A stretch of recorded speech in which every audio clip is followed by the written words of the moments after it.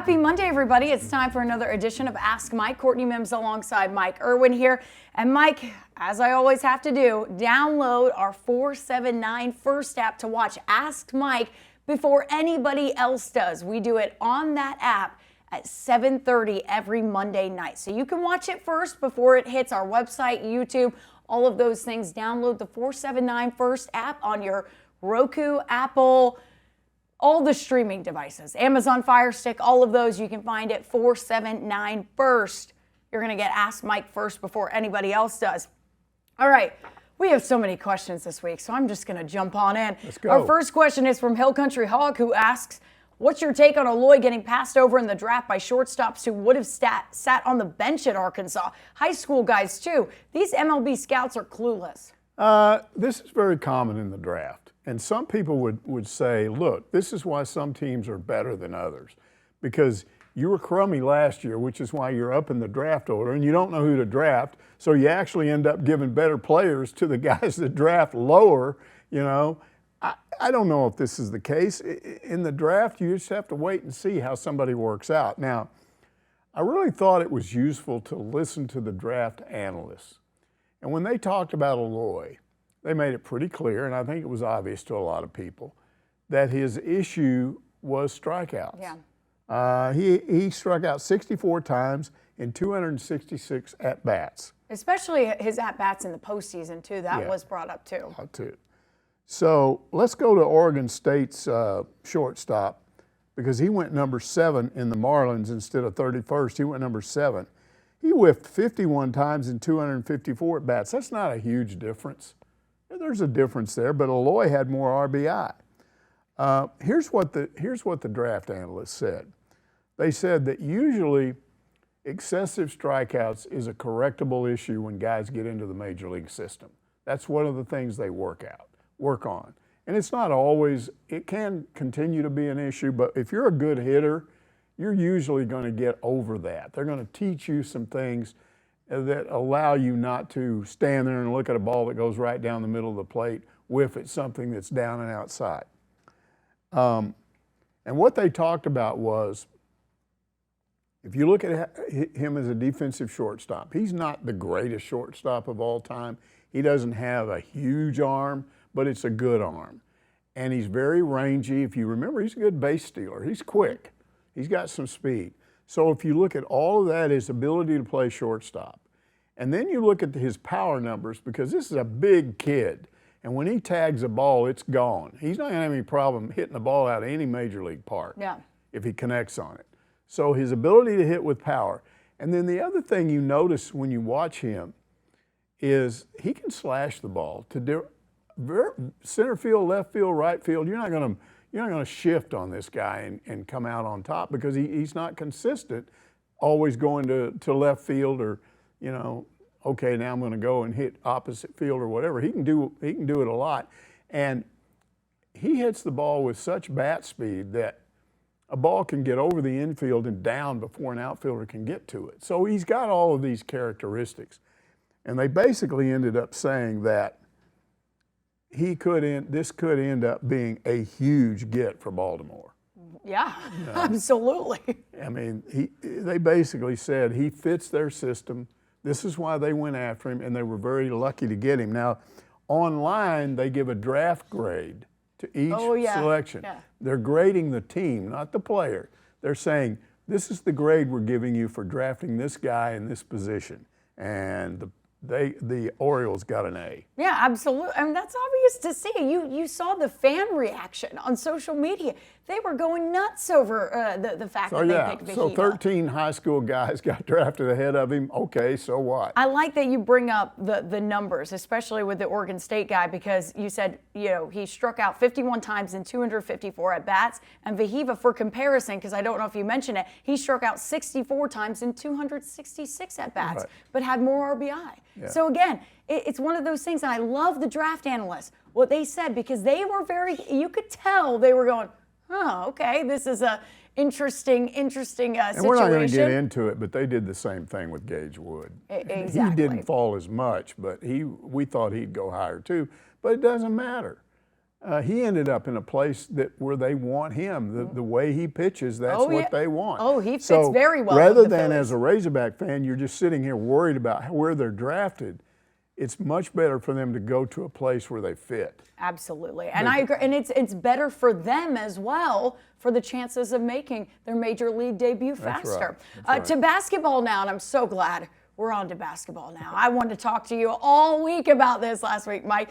Slobbering Hog wants to know, did Cal just read my mind? I was asking everybody if they knew how the basketball team was looking. All I heard was, you'll have to wait until school starts. Suddenly, the internet was flooded with cool practice video and talking Razorbacks. Thanks, Cal. Yeah, it was really good for us because we usually don't get this.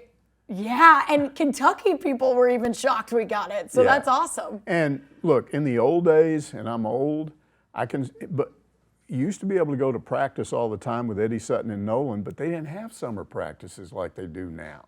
They weren't allowed to work with them the way they are now.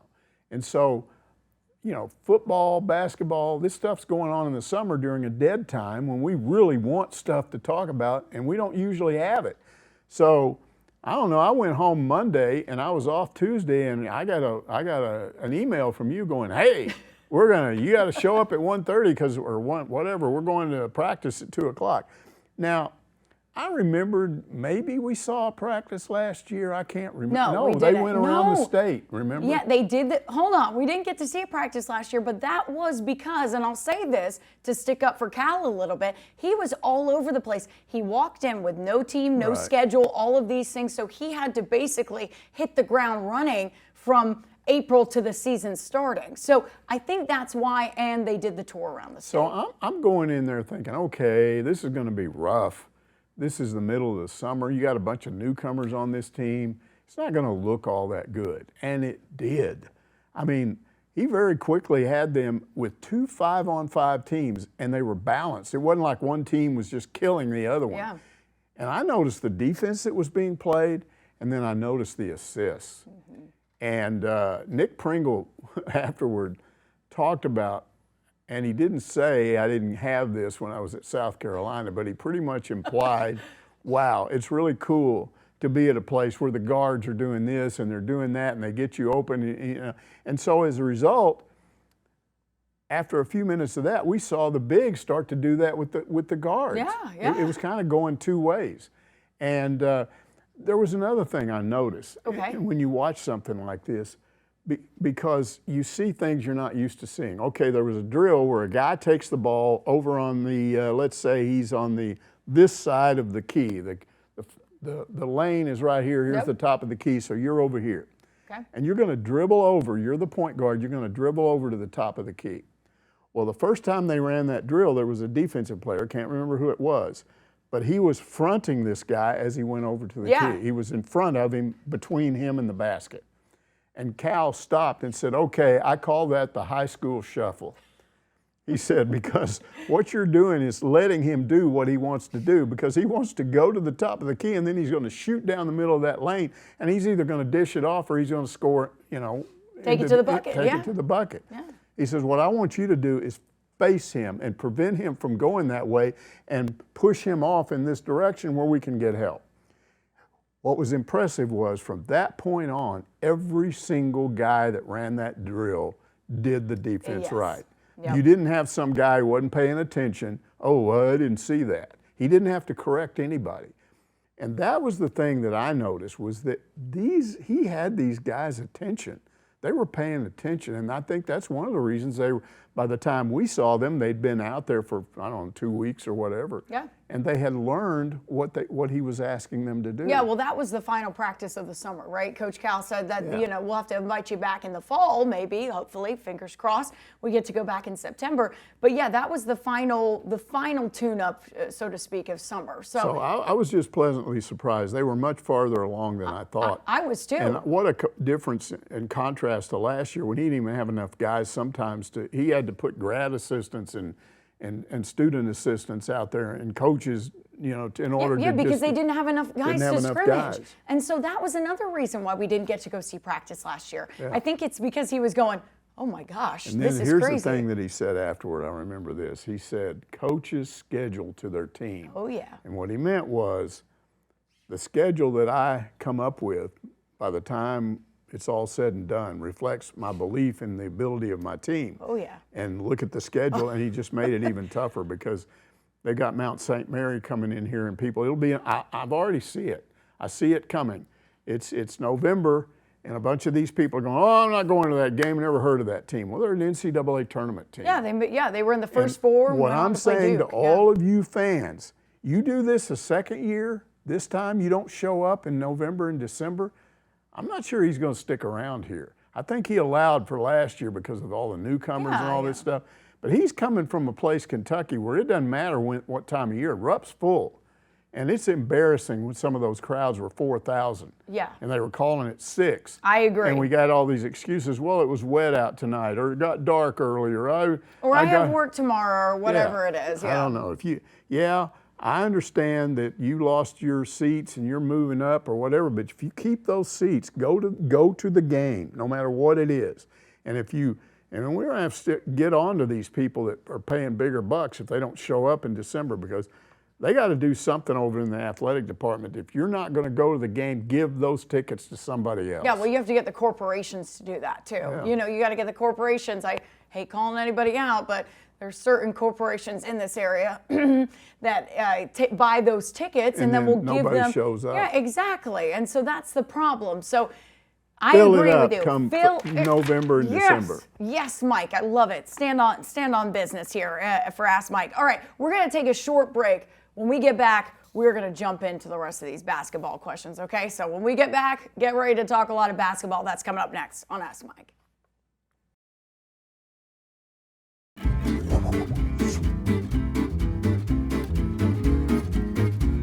Welcome back to another edition of Ask Mike. We're going to jump right back into this. Mike, we're talking basketball. We got more basketball questions. Hog Redneck says, I haven't seen the Hog basketball practice video everybody is raving about. Well, you can watch it on Pig Trail Nation, Hog Redneck. What are you doing? Yeah. We have all the footage for you. Go watch it right now over on our website. Okay. But I did read Cal's comments on Brazil. He was much improved toward the end of last season. Sounds like he's looking even better this summer. Yes. Well, we noticed a physical difference right off the bat. Number one, his hair is like almost shaved. It's very short. Yeah. And I don't know, did he have that blonde hair thing last year? He may have gotten rid of that. He may have gotten rid of that, but he definitely changed his look. His look. He's stronger. He looks more physical. But here's what Cal said about it. He said, you know what the difference is? He's smiling. Yeah. He's having fun. And to Cal, that means something. If you're having fun with what you're doing, you're going to play better. But I think what we got out of some of those interviews, and Brazil doesn't like to talk about himself. He doesn't say much. Hates it. But what he did end up saying, in effect, and you got, and listening to his teammates, he wants to play in the NBA. And he wasn't in a position to do that. Mm-hmm. And this is his shot. So they think he may end up being one of the best players in the SEC or even in college basketball with his abilities. So we'll see. But he did look impressive. Yeah. He absolutely was. I like how he answered the questions as well. He answered them with more confidence, more poise. And I think that's because the shackles have almost been taken off, right? And I talked to my dad about this, who's seen so many players like him go through injuries like he has. Right. And he said, sometimes they're just scared to get back into it. They just have this mental blockage where they can't get over, okay, I'm scared to get hurt again. He goes, looking at that footage, you feel like Brazil's not scared anymore, that he's aggressive. He realizes he's great he was knocking down threes. He said in that press conference, hey, we saw you knocking down some threes. You know, Coach Cal likes when you shoot threes. He goes, no, but if I'm going to shoot them, I'm going to shoot them if I have the shot. But I love that confidence, that poise that he had. It just seems like he's ready to go. And I know we've talked about it so many times, Mike. Every year I feel like we go and say, Trevin Brazile, this is his year. But I genuinely believe that. That's what I think too. Absolutely. Springdale Homie says, I like this. Springdale Homie, cute. With all the 5-star players on our basketball team, I figured it might be next season before Isaiah Seeley did much. To my surprise, he was one of the first players you mentioned after watching Wednesday's practice. You got me pumped. First of all, let me say that I went online and looked at the whole roster, and he's listed on the roster as number 30. That's his official number. But they were mixed matched in practice. But they gave us a sheet of players, and so you got this sheet, and you're looking at people you don't recognize. I started noticing this number 20. doing stuff. He was stealing a ball. He was dishing out assists. He even scored a couple of times. And I'm going, who is number 20? And I'm asking all these people. And, I go, and I finally found somebody in the media that had been to Isaiah Seeley some of his high school games and knew him. Why didn't you just ask me? I don't know. You weren't standing next to me. Okay. And somebody said, that's Seeley. That's Seeley. So he was impressive, you know. But what Cal said about him afterward, well, first of all, let's go to the other. It's not, you know, Acuff. It's not the point guard. It's the other shooting guard. Malik Thomas? Malik Thomas. Yep. They apparently big buddies. Yeah. They become good friends. Yeah. And he said, I told him, we both have to play well this year. We both have to do it. They're not taking the approach that we're just going to mess around for a year and then we'll be okay next year. We want to do something this year. So that's part of why but Cal did say, he told him, we don't need a lot of scoring out of you this year. We need you to play defense and we need you for assists. And he did do that. But again, watching that video again, he can score too. Oh, yeah. And I like what Cal says. There's things we have to do with him, but there's things he does that I can't teach. Right. And that's one of the biggest things that you love when your basketball coach says And I that. was surprised coach. because he's a 4-star. Those other two are 5-stars. So you're thinking. And McDonald's All-American, so yeah. You're thinking there's a little drop off here. But I mean, he was impressive. He was keeping up with everybody else. I said the same thing. I kind of went, wow, maybe I didn't go to enough Springdale games. Right. I will admit, I only saw footage from him from a few. But man, oh man, when people told me in this area, watch out for Isaiah Seeley, I said, oh, okay. Well, Well, we've seen him now. We've seen him now, so I'm going to say he could be an actual contributor of this team. Right. So I'm really excited to see what he'll do this season. Cajun Hog wants to know, great question. Great questions this week. Did Calipari really say he was going to coach the Razorbacks for 12 more years? If so, I'm in hog heaven. I can't remember how this got started. It might have been something to the effect, I mean, there was all this talk that he was going to leave during the offseason, and he said something about, I don't know why people think I always move around. He said, I don't move around. He said, I was at UMass for 8 years. Yep. I was at Memphis for 9 years. I was at Kentucky for 14 years. I might just be here for 12 years. Yeah. And everyone kind of went, what? You saw in the room, everyone's face went, whoa. And then he kind of laughed and said, well, it won't be 12. But if I remember back when he was hired, he made this statement about he was coming in here, he wanted to help 30 families. So we're thinking, okay, that's 30 players, right? Yeah. So if it's 8 players a year, it's 4 years at the most. Yeah, And 3 to 4 years. I think he might be here longer than that. It depends on whether he continues to be happy here. And that's where we get back to this stuff about showing up for the stinking games. Thank you. Great, honestly. He, in that press conference, I know Cal likes to talk, I do, but he went for 45 minutes. He didn't cut us off. No. He didn't get up and leave. He wanted to hear from us. He wanted to chat with us. He even stayed afterwards for a little bit to chat with some of the media members. I felt like he was really, to talk about Trevin Brazile being confident, you could tell Cal was really, really confident in this team, wanted to show us what he had. And I think you're right, Mike. I think he's happy. He's much more confident in year 2. He's not dealing with all these Kentucky weirdos that are just mad at him all the time. And it's year 2. He talked about it. He said, what's the difference from last year to this year? Well, I'm more comfortable. I'm more comfortable where I'm at. And so that makes a difference when it comes to coaching. So hopefully we'll see. Last year he was talking about my office is strange.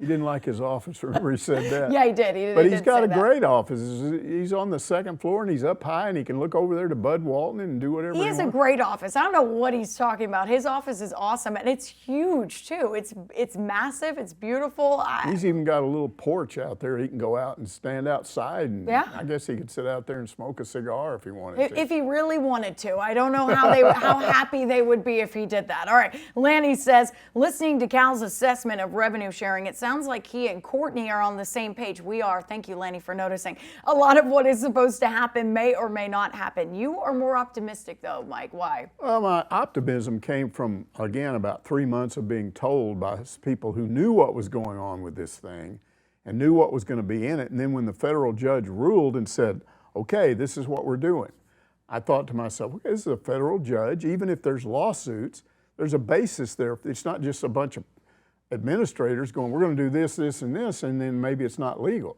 So I figured she knew what she was doing. And maybe she does, but the more I hear about this stuff, the more I realize that when people like Cal start saying, and what did he say? He said, anybody that tells you where we're going with this stuff is lying. Yeah. None of us know where it's headed, okay? None of us. Yeah, didn't he say, he said to a mom, she said, do you know what's happening? And he goes, call me if you figure it out. Figure it out. So it'll become clearer as we go along, Clearer. But it may take a while. Yeah, I think a year or two, maybe more than that. Who knows? I mean, you know how I feel about it. I heard that at SEC Media Days, which started today, there was some more talk by Sankey of this super conference. I want to smack him. Yes. I want to smack him. Who do you think you are? I do too, Mike. What is this? We're so cool. We're going to break off. He started talking about we have most of the TV revenue with the Big Ten, so we're going to.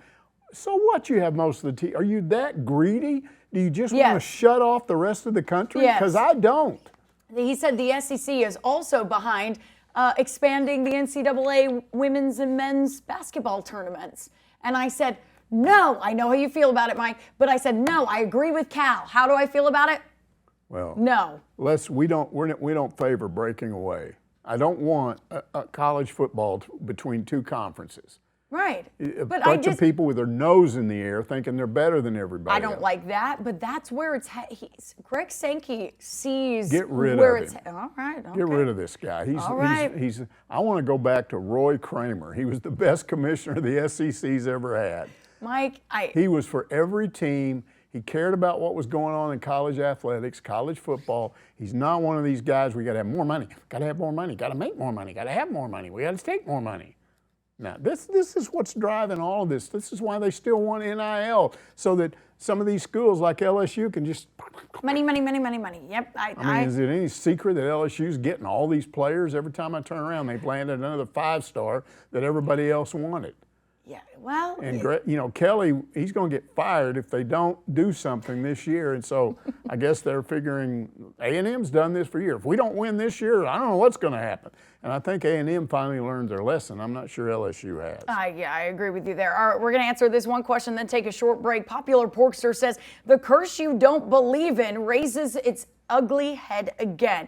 Ismail Sissy, our best receiver in the spring, broke his hand in a weight room accident. This is not a law of averages thing. It's a curse. Okay. Didn't break his hand. Okay. I'm going to say this right now, right here. Courtney Mims of Pig Trail Nation, I referred to myself in the third person there, saw all of these reports and went to the source. I went to Arkansas's SID, Kyle Parkinson. I said, is this true? Did he break his hand? And he said, no, he did not break his wrist. He did not break his hand. He did not break anything. Now, what happened was he injured his wrist in a weight room accident. And apparently a weight did not fall on it. Well, I don't know about all of that. That's all, I don't know. I just know that he injured it this is what I have. He injured his wrist in a weight room accident. He did not break his wrist. So it's not a bone break. But it will require surgery. So we may be talking about some ligaments or something in there that causes your fingers to go like this. Mike, I have no idea. I'm just telling you what that's how your fingers work. You got these little I'm telling you. You got these little ligaments and they contract, and it's what causes the fingers to open and close. Well, there you go. So he might have severed one of them or hurt it or something like that. It's something like that. It is a wrist injury. It will require surgery. There is no timetable. There's no timetable on his return. I will also say this I will also say this to Popular Porkster. Best receiver in the spring may be up for debate as well, because that was the word. Yeah, I mean he is definitely good. There's no doubt about that. Petrino really liked him. Yeah. Look, let's get back to the original, the original part of that. So we've corrected the mistake.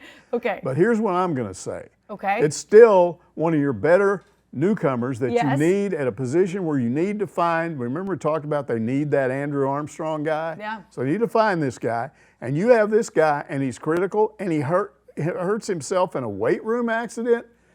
So here's what I'm going to say. From now on, when somebody asks about a curse, I'm going to not talk about a curse, because I may be causing it. I don't know.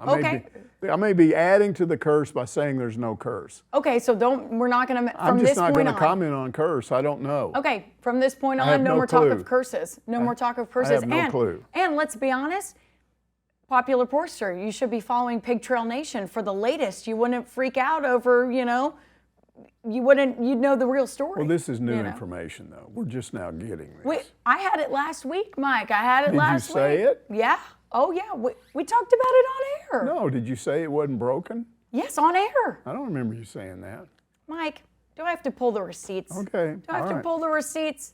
Go look at Pig Trail Nation last week. Well, I put a story out about it. He should have watched that. Yeah, he should have watched. Exactly. Popular Porkster, watch our Pig Trail Nation reports. All right, we're going to take a short break. We're going to jump back into your questions right after this.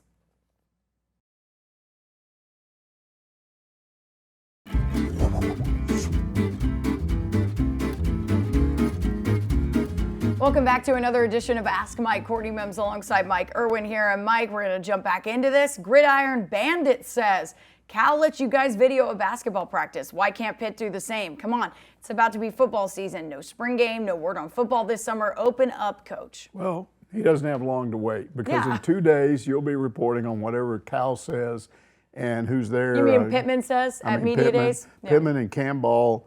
And Taylor Green, Xavier Sorey, Campbell. Sorey, and so and Pittman.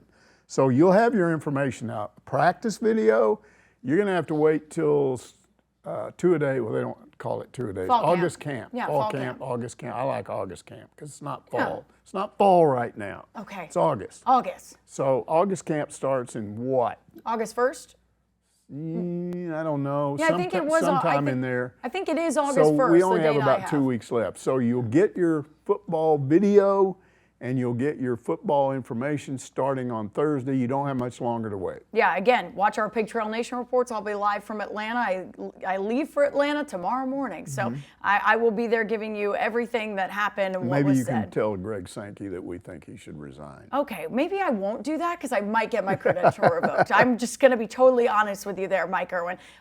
H.L. McCamish asks, what is the first question you're going to ask at football media days? Okay, here's mine. How are we going to beat the stupid Aggies? Every year we do something to hand them the game. Cut out the mistakes and we win. Okay, so then what you do is you go up to Pittman. Are you asking me to say this? Well, no, you're in the breakout room. This doesn't have to be in front of everybody. Okay. When you get to the breakout room, just say, look, we got this fan, H.L. McCamish, and he says, look, here's the way you beat the Aggies. Just don't make mistakes, right? Or don't make some really bad ones. Yeah, just cut out the mistakes and you'll win. At the wrong time of the game. So that's all they got to do. You know, I think that somebody is going to ask something similar to this. Maybe not how are we going to beat the stupid Aggies. Maybe not that wording. But I do plan on asking about mistakes of last year and how you plan on correcting those things. So, so I do plan on asking that. We'll see. We'll see if I can ask Pittman those things in the media breakout room on Thursday. S. Giles says, Purdue's AD just said what you've been saying for several years. NIL deals are not endorsements. They're nothing more than a way to buy players. NILs are a lie. Why don't more AD and coaches point this out? I don't know. Some of them may think it doesn't do any good. I would encourage them to not take that attitude. I will say this. I don't know how many times I have to say this. Okay. This is my issue with NIL. The way it's set up. It's not a real endorsement. And when the Supreme Court ruled that players have a right to use their name, image, and likeness for profit, they weren't talking about being bought in order to play. They were talking about a real endorsement, like, I'm Dak Prescott. Yeah. And I'm going, some company in Dallas is going to hire me to say something about their business, to be on TV, or to be in newspaper ads or magazine or whatever. They will calculate. They may be, they may like Dallas, but they're there to make money. They're not going to give him extra money just so he'll stay in Dallas. Yeah. Whatever money he gets for that, they expect a return on that. What you're getting with these NIL deals is pay for play. You're getting a guy and they're coming in and say, we're going to give you $1 million. And it's some phony baloney business that might get $60,000 of benefit out of it. And so the way this is supposed to work by Deloitte, they're supposed to come in and say, okay, we've examined this deal and we've looked at it left and right, backwards and forwards. We've looked at your books and the revenue and your business and all of that. And we've determined that this is not worth $1 million. It's worth about $60,000. Right. now you've said for a while they're going to sue over this. Well, yeah, because you can't determining value of a player is so subjective. Well, it really it's is. not the value of the player. It's the ability of that player to generate revenue for your business. Sorry, and that's what I should have said. That is very subjective. I don't know that it is. I think they could probably make a case for they've studied this kind of thing and they know how much value you get out of it. But that's where I bring up the judge saying that she recognizes that the court ruling about So this they does can not. sue. They can. It doesn't mean that it doesn't violate antitrust laws. But it does mean that they might win the suit. Right, exactly. Now, So, it just again, depends what happens with that. That's what I don't like. Whether you can prove it or not is irrelevant to me. And what I'm saying is because it's a phony baloney lie. And it's a lie to help the players, and it's a lie to help the stupid agents. It's not about you, the fan, who helped pay for this, who buy your tickets, because the fans are the ones that are having to come up with all this money. Look what's Yurichek's having to do. He's having to do all this stuff to get more money out of people. People hate, yeah. And they don't like it, and it's not that they begrudge these players extra money. They begrudge greedy agents, right? Yep. Because that's what they're doing. And then greedy lawyers. Oh boy, I'm a lawyer. I'll get involved in this and I'll get some money out of this. I mean, Hunter Yurichek made a statement. Everybody's getting mad at him, but he made a statement. Okay, these attorneys made this much money filing lawsuits last year. Yeah. And boy, are they going to give some of that money back to the athletes? Absolutely. No, they're not. Yeah, they're not. Exactly. They'll make money off of them. Absolutely. So, I mean, everybody's making money but the fans, and they're giving up money. You're right. The fans Somebody aren't making better any wake money. up and realize that's where it all comes from. You push them over the edge too much, and they're going to go, I'm out. I'm done. I'm out. Yeah. When do they fold? Mike, that is a great point. Love it. Love Ask Mike. Razor Alex 88 wants to know, do you think there was tampering from other coaches, Kiffin, who were looking to poach several of our players? It's very suspect that some are now with the Rebbies. I wouldn't blame it on Kiffin. What I would say is that Ole Miss has players know, agents know that Ole Miss has a lot of NIL money. So what happens is your agent, who's going to get more money if you get more money, he tells a guy at Arkansas, for instance, hey, you got this much last year. Go in there and tell Pittman you need this much. Or maybe the agent goes ahead and tells him that. Or the agent does it. Or the parents, or it's whoever negotiates. And now they've got a general manager that you talk to about this. But you go in and ask for more money. And the GM looks at it and he goes, man, we got this much slotted for you next year. You made this much last year. We're giving you a 10% increase. No, I want 40%. We can't afford that. Then what happens is the agent then goes to Kiffin and says, hey, Arkansas is only willing to pay my guy $60,000. Can I get 80 from you or 100? Oh yeah, we'll do that. Yeah, we can. That's how that works. Yeah. He's not actually out there trying to poach guys. He's just ready for an agent to come ask him. Yep. Yeah, and that's what Pittman talked about that multiple times. Remember when at the end of last year when all of those guys left, he got really honest about how all of these deals were going and that there needs to be some change, right? There needs to be something.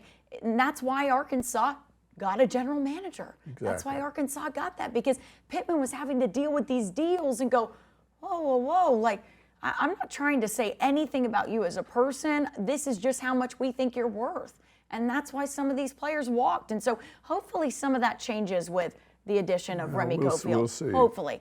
We're going to answer this question, then we're going to go to a short break. Hot Dogger asks, what is happening with the lawsuit against Matt and Iamaleava? Are they going to settle before they go to court?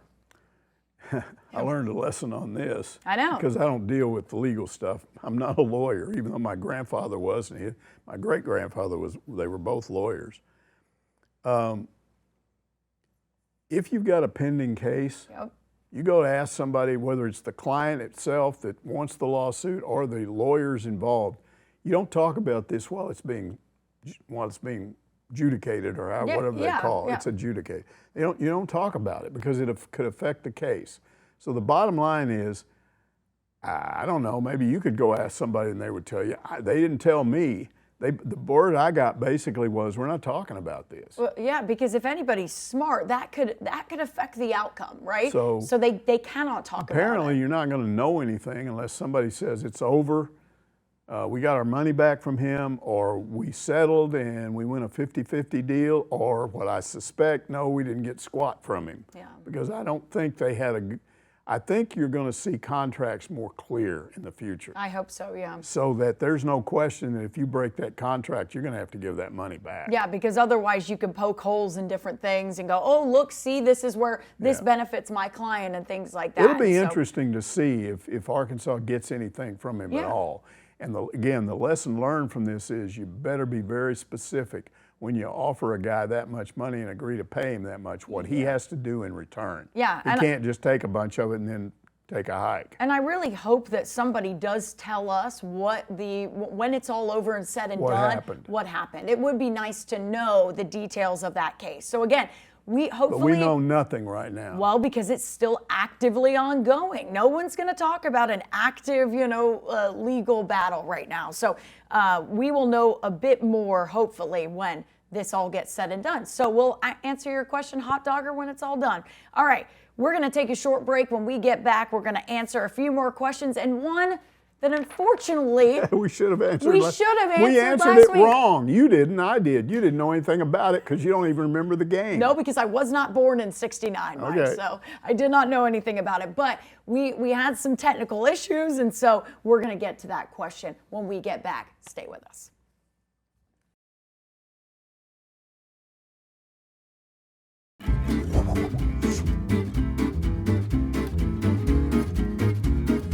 Welcome back to this week's edition of Ask Mike. Courtney Mims alongside Mike Irwin here. Mike, we're going to finish up with a mixed bag of questions here. Dr. Strangefork wants to know, is the honeymoon over with Hunter? As with most fans, the spirit of the Razorbacks does get pummeled by the business of the Razorbacks, probably necessary, but it may be the beginning of the end of his tenure. That's kind of asked as a question. Is this going to be toward the end is this going to cause him to leave eventually, sooner than later?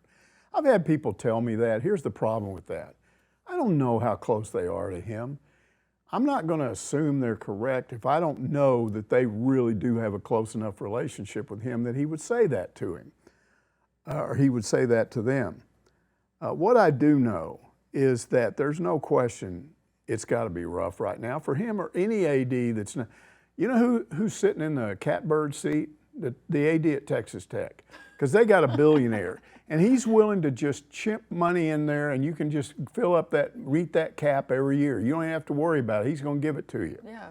Well, any school that has a bunch of billionaire boosters. Hunter doesn't have that. And we've talked about this before. There's money in Northwest Arkansas, but a lot of it is not money that people are willing to spend on sports. The Walmarts, the Waltons, they're not big sports fans, and they didn't go to Arkansas. They're not just going to line up and start sending money to Arkansas. There are people that work at Walmart that make a good salary that help. Warren Stevens, I mean, I think he contributes, but he's ambassador somewhere. He's off in Europe somewhere these days. So I don't know if he's giving money or whatever, but you just don't have what you think you would have. And all these fans just think everybody's going to give money but them, And he's the guy that's got to raise it. So you get mad at him when he changes the way they do the seating at Baum Walker. You get mad when he changes things at Bud Walton. But what's the answer? Are you just going to not have that money and then watch teams now start to be less competitive, or are you going to stay with the program and do the things you have to do to get the athletes and get the coaches and keep the facilities up and all that? And he's the guy that has to do it. So I'm never going to – the one thing I've criticized him for is the Kevin Trainor thing, because I thought there were a better way to do that. Yeah. If I'm Hunter Yurachek, if it's that big a deal that you have to get rid of him, I'd take a pay cut myself. He's making good money. You could take 10% off and keep Kevin Trainor. So that part of it I didn't understand. But I'm still not going to sit here and criticize a guy when I know what he's got on his plate. And I've had people tell me that there's going to be a lot of ADs in 2 to 3 years that are in place right now that are no longer going to be ADs, because they're not going to want to put up with this stuff. Yeah. Where every year you've got to just try to raise more and more money to make up for this stuff where everybody wants money. Yeah.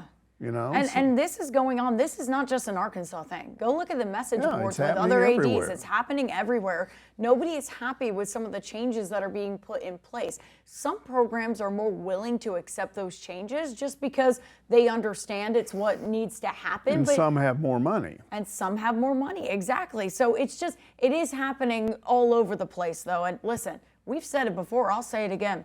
I do not envy Hunter Yurachek right now. And I don't have a clue what he doesn't call me up on the phone and say, hey, I'm kind of mad about this. I may not be around long. Yeah. He doesn't, no. My impression of him, just from talking to people, is he doesn't go around and tell people a lot of stuff like that. He keeps it to himself. Absolutely. Marty Bird's Proxy says, I thought the comments by Greg Sankey and the gesture towards the late Bob Holt was classy and well-deserved. Our seats in the past anyway are near press row, and we always watch for Bob's arrival, backpack in tow.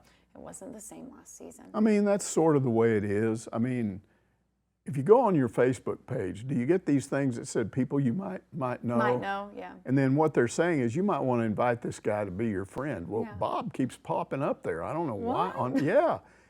He's got. I'm surprised you were never friends with Bob on Facebook. I think I was, and I think this may be a thing where somebody hacked into it, you know, because that's the way you request to be friends with somebody again. Somebody's always saying, hey, don't accept a friend request from me because it's not me. Yeah. So maybe that's what it is. I don't know. But it's a picture of him leaning up one of the north end zone goalpost at Reynolds Razorback Stadium, and it's just Bob, you know, like you always saw him. And like he said, you know, you saw him at games. People just got used to him at press row and in press conferences.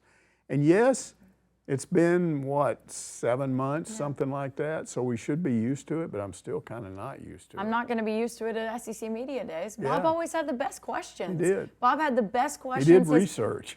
And his back and forth with coaches was just amazing. He had a way of not making, they'd get mad, but he kind of diffused it because you couldn't get mad at him. No, you just couldn't. It was great. I mean, his back and forth, the SEC, for anybody who hasn't seen what Marty Bird's Proxy is referring to, they put a seat at the front of the main room for SEC Media Days for him. And everyone has said, you know, Bob, this is exactly, Bob would sit in the front, Bob would be in the first row, and Bob would always get there early. So I think that was a lovely gesture by the SEC and Greg Sankey as well. All right, our final question. And I am sorry to WV Hog fan who asked this question. Since my question about the 69 shootout did not air last week due to problems, please answer it again. And so they had asked a question about that game and that touchdown pass to Chuck Dykes that was called back because of pass interference. And he's saying, how could a call like that be made in the game of the century? Exactly. Let me clear some things up. First of all, that wasn't called the game of the century because it was the greatest game of the 20th century. It was called the game of the century because it was the last game of the first 100 years of football. There you go. Football started in 1869 at Rutgers. That was the first game. And this was 1969. So it was the official end of the first 100 years. And that was the last regular season game played that year. Okay. I didn't go about this the right way. I should have gone online and looked at the video. The game, it's a film, but you can look at it online. Yeah. And instead, what I did was, again, I watched this game. I was part-time. I was a part-time employee at Leonard's department store. I was going to North Texas State, but I would drive down 30 miles from Denton every day and work in the department store in the afternoons. This was on a Saturday, so I was definitely there working all day on Saturday.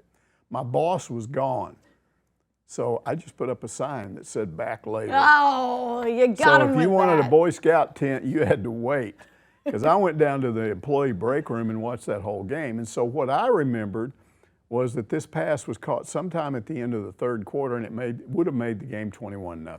Yeah. And that's what I said when we were sitting out here. Yes. And then I didn't just accept that. I called somebody that was at the game that I know, and he confirmed. He said, yeah, that's what I remember.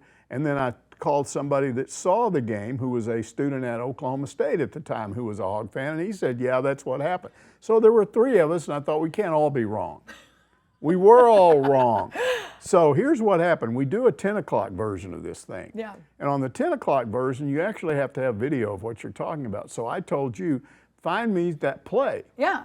Well, you got on and you said, well, I can't just find that play. It's the whole game. Right, because if you remember, back in the day, they didn't pop up graphics constantly. So you're going through this thing, and I'm telling, okay, I think it's in the second quarter. Or the third quarter, you said. Second quarter first. Okay. And then I said it should be 21-0 briefly. Well, they don't post that score that quickly. So now you're just trying to find touchdown passes caught by Chuck Dicus.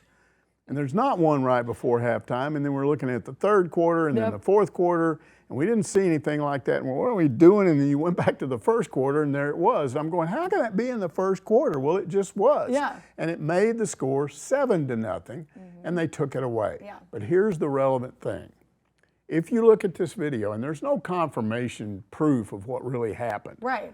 The rumor has always been that there was the pass was caught kind of in the middle of the field. It's a touchdown. The refs signal touchdown, and then a guy over on the right side of Texas defense, so the play is back behind him over here. He goes to the referee and said, "Hey, I was interfered with." And the guy goes, "Okay, I guess you were," and threw a flag. That would be ridiculous. Oh, there's not evidence of that. We couldn't see it. They don't show broadcast. on TV that the flag, the signaling touchdown, and then some player talking to a ref and him going, "Okay," and throws a flag. We couldn't see that. Here's all you see. You see the touchdown signaled. You see Chris Schenkel, the announcer. You hear him going, "Ah, it's a touchdown!" Blah blah blah. And then you see cheerleaders jumping up and down, celebration, fans going, yeah. And about 5 seconds goes by, and then he says, "Wait a minute, there's a flag." Because the ref comes on to the camera at that point. There's a flag. And so then they start marching it off. And so the long story short, how could they do that? They were a bunch of cheating referees from Texas who were out to screw Arkansas. That's how that can be done. That's how you felt about it, right? That's my position. That's what I say. All right. I mean, and there was a reason why they didn't have Arkansas refs at games like this, because they didn't want to be at a game like this. Because if you live in this state and your business is in this state, you don't want people mad at you for making a call against Arkansas, against other Southwest Conference teams. So they couldn't hardly get any Arkansas refs in this. So they were just all from Texas. Yeah, which is a terrible idea anyway. And they didn't care, so to heck with them. Yeah, and also, moral of the story is... It's not the only reason, but believe me, I talked to Frank, it was one of the reasons they left the Southwest Conference. Wow. Because they didn't like being the only out-of-state team. Yeah, that makes sense.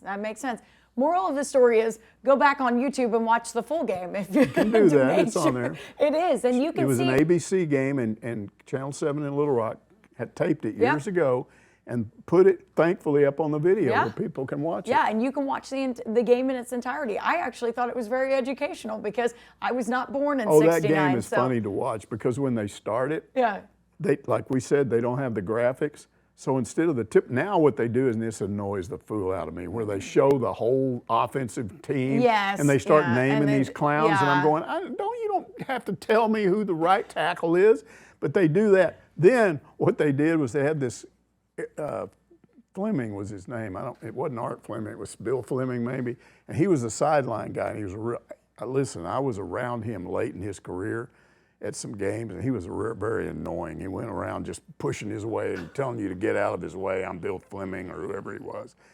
But he was standing there and he goes, "Now let's introduce the teams." And they would line up. Yeah. And then he'd call their name and they'd run, stand in front of the camera and then go off. Yeah, it was awesome. Here come the next guy, and you're going, this is so cool. Yeah, I love it. The way they used to do this.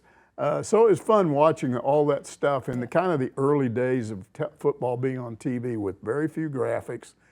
Because I think there's too many graphics these days. I get that. They try to just drown you in graphics and put things up in the corner, and you're trying to watch the game, and they put the game in a little box, and they show people in the press box talking, and I'm going. But I will say the score graphic is nice. The score and the time, fine. that's put it nice. at the top where you can see it. Or the bottom of the screen where it's out of the way. I think that's fine too. But it was cool going back and watching some of that game with you. That was really fun. Anyways.